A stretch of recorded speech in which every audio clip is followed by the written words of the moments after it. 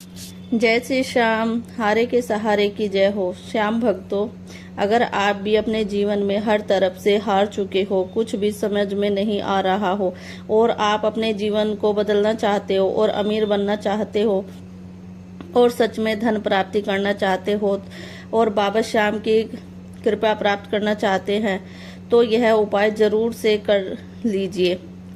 मेहनत तो बहुत करते हैं लेकिन फल नहीं मिलता। घर में पैसा आता है लेकिन टिकता नहीं है। सफलता जैसे हमारे घर से टकराकर लौट जाती है। देखिए, इसमें सिर्फ मेहनत की कमी नहीं होती, बल्कि कुछ ऐसी छोटी मोटी सी बातें भी होती हैं। कुछ ऊर्जाएं होती हैं जो हमारे भाग्य को ही बंद कर देती हैं। ज्योतिष और वास्तुशास्त्र के अनुसार अगर आप रोजाना या छोटे छोटे से काम करना शुरू कर दे तो दुर्भाग्य आपका पीछा करेगा ही नहीं, और ना ही श्याम बाबा की कृपा आपसे दूर रहेगी, और ना ही आपको अपने जीवन में अमीर बनने से कोई रोक सकता है। बस रोज की कुछ गलतियां छोड़नी होंगी और कुछ शुभ कर्मों को अपने जीवन में अपनाना होगा। श्याम भक्तों, आज की वीडियो में मैं आपको यही बताने वाली हूँ कि वो चमत्कारी काम कौन कौन से हैं जो आपको हमेशा करने चाहिए, जिससे आपके घर में बाबा श्याम का वास हो, माता लक्ष्मी का वास हो, भगवान विष्णु का वास हो और हमारे जीवन में बरकत, सुख, शांति और समृद्धि हमेशा बनी रहे।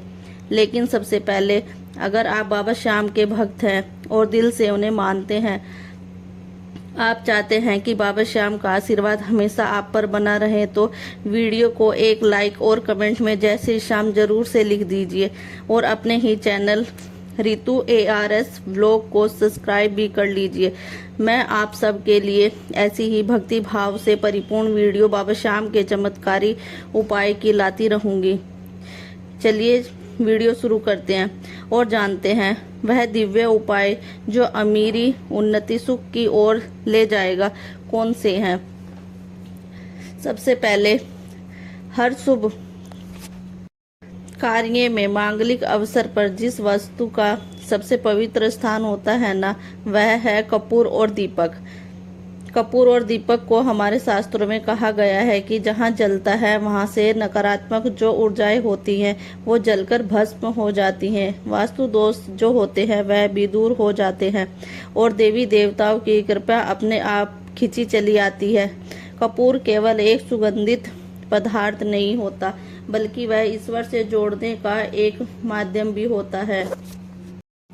वह एक ऐसा तत्व होता है जो आपके घर के कोनों कोनों में सकारात्मक ऊर्जा भर देता है। इसीलिए आपसे मैं पहले भी बता चुकी हूँ, आज भी बता रही हूँ, कोशिश कीजिए सप्ताह में कम से कम एक बार कपूर अपने घर में शाम के टाइम, प्रदोष काल, शाम की बेला होती है उस टाइम पर जरूर जलाएं। मन में श्रद्धा और भाव रखकर जलाएं। फिर देखिएगा आपके जीवन में जो भी अंधकार की परछाइयां हैं धीरे धीरे प्रकाश में बदलने लगेंगी। और अब ध्यान दीजिए, एक और दिव्य और सत्य बात यह है, प्रकृति का सबसे ही सरल नियम होता है, जितना आप इस सृष्टि को देंगे उतना ही वो आपको 2 गुना करके ही सृष्टि लौटाती है। अगर आप धन या अन्न को पकड़ कर रखेंगे वो आपके हाथों से फिसल जाएगी, लेकिन यदि आप उसे दान करेंगे वह 100 गुना बढ़ाकर आपके जीवन में लौटा देगी। बाबा श्याम भी हारे के सहारे हैं, बहुत बड़े दानी हैं। देखिए, दान करना चाहिए, किसी भी हर व्यक्ति को अपने सामर्थ्य के अनुसार दान जरूर करना चाहिए। दान केवल धन का नहीं होता, बल्कि प्रेम का, सेवा का, समय का, यह सबसे श्रेष्ठ दान माना जाता है। अन्न का दान और धन का दान, क्योंकि यह 2 चीज किसी भी जरूरतमंद के जीवन में प्राण भर देती है। श्याम भक्तों, शाम के समय जब आप पूजा पाठ करते हो तो उस समय एक दीपक जरूर से जलाएं और उसमें 2 लौंग डालकर जलाएं। यह दीपक रोज आप चाहे तो अपने प्रवेश द्वार, जो मेन डोर होता है, उसके दोनों तरफ जला सकते हैं, या तो एक तरफ भी जला सकते हैं और एक अपने मंदिर में रख कर जलाए। ऐसा करने से देवी देवताओं के साथ पितरों का भी आशीर्वाद प्राप्त होता है। इससे घर में धन, वैभव, सुख, समृद्धि सब कुछ आती है। घर में धन की बरकत होती है। साथ ही साथ एक काम और करना, जब भी आप रोटी बनाएं ना, तवे पर दूध की थोड़ी सी छींटे जरूर मार दें, क्योंकि ऐसा करने से हर तरफ से दोषों से निजात मिलती है। इसके साथ ही पहली रोटी गाय को खिलाएं। घर में जब सुबह पहली रोटी बनती है तो उसमें थोड़ा सा गुड़ या चीनी रखकर गौ माता के लिए निकाल देना चाहिए। इससे भी घर में काफी फर्क देखने को मिलता है। रोजाना पक्षियों को दाना भी खिलाना चाहिए। इससे कुंडली के हर दोषों से छुटकारा मिलता है। साथ ही साथ जीवन में तरक्की, सुख और समृद्धि आती है। और अगला जो उपाय है, ज्योतिष शास्त्र के अनुसार सूर्यास्त के समय झाड़ू नहीं लगाना चाहिए। माना जाता ऐसा करने से लक्ष्मी माता घर छोड़कर चली जाती है। और कभी भी संध्या काल के बाद झाड़ू लगाने से धन, सुख, समृद्धि चली जाती है। दरिद्र का प्रवेश हो जाता है। झाड़ू ऐसी जगह पर रखें जहां किसी की नजर ना पड़े। झाड़ू को कभी भी पलंग के नीचे नहीं रखना चाहिए। घर को साफ सुथरा और सुंदर बनाकर रखना चाहिए। वॉशरूम को कभी भी गीला नहीं छोड़ना चाहिए। जब भी काम हो जाए उसके बाद उसमें वाइपर मार दीजिए। आर्थिक स्थिति इससे बेहतर नहीं होती अगर वॉशरूम गीला रहता है तो। अगला उपाय जो है, भोजन की थाली हमेशा चटाई, चौकी, टेबल पर ही सम्मान के साथ रखनी चाहिए। खाने की थाली को कभी भी एक हाथ से नहीं पकड़ना चाहिए। ऐसा करने से खाना प्रेत योनियों में चला जाता है। भोजन करने के बाद थाली में कभी भी हाथ नहीं धोने चाहिए। थाली में कभी जूठन नहीं छोड़ना चाहिए। कई लोगों तो ऐसे होते हैं, खाना खाने के बाद एक दो कोर उसमें छोड़ ही देते हैं, लेकिन ऐसा नहीं करना चाहिए। खाना खाने के बाद थाली को कभी भी पलंग या टेबल के नीचे नहीं रखना चाहिए। भोजन करने से पूर्व देवताओं का स्मरण जरूर करना चाहिए। भोजन करने से पहले भगवान को धन्यवाद करना चाहिए कि आपकी कृपा से हमें भोजन मिला है। अन्नपूर्णा माता को भी प्रणाम करना चाहिए। भोजन करते समय कभी क्रोध नहीं करना चाहिए। इससे अन्नपूर्णा माता का अपमान माना जाता है। भोजन को सदैव पूर्व या उत्तर की तरफ मुंह करके ही खाना चाहिए।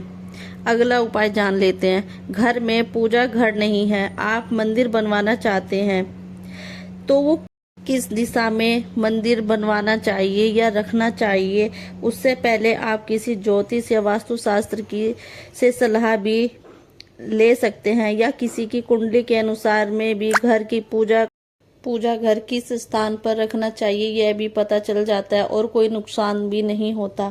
आपको इस बात का भी ध्यान रखना चाहिए कि घर में एक ही देवी देवता की एक से ज्यादा मूर्ति या फोटो नहीं रखनी चाहिए।